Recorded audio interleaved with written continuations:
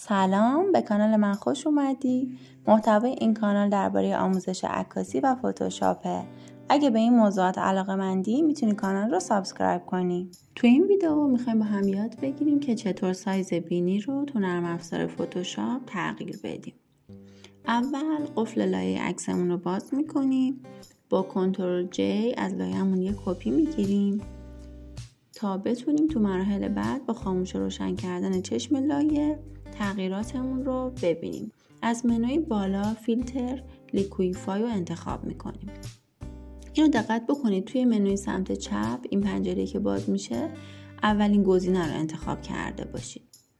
خب قسمتی رو که میخوایم روش کار بکنیم بزرگ میکنیم که حالا توی این کار بینی هست و این نکته هم بگم که از این فیلتر میتونیم برای قسمت دیگه چهره یا بدنم استفاده بکنیم که آموزشش رو براتون توی ویدیوهای بعد خواهم گذاشت.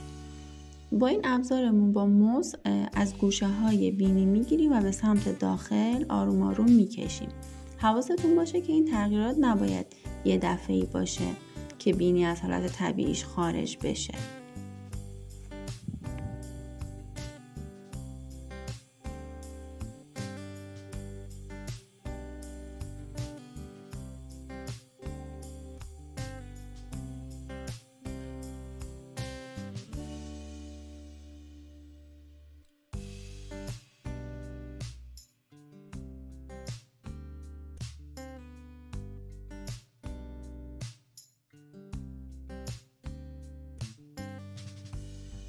توی مرحله بعد پنجمین ابزارمون رو که فلش به سمت داخل داره انتخاب میکنیم.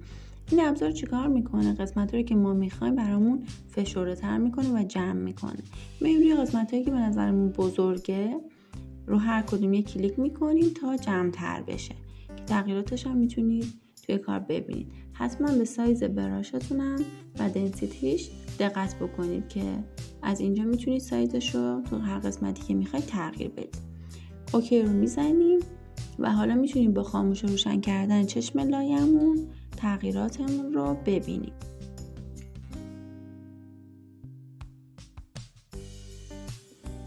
از اینکه تا پایان این ویدیو همراه من بودی ممنونم. اگه موضوع دیگه‌ای هست که تو فتوشاپ دلت میخواد یاد بگیری حتما تو کامنت ها برام بنویس.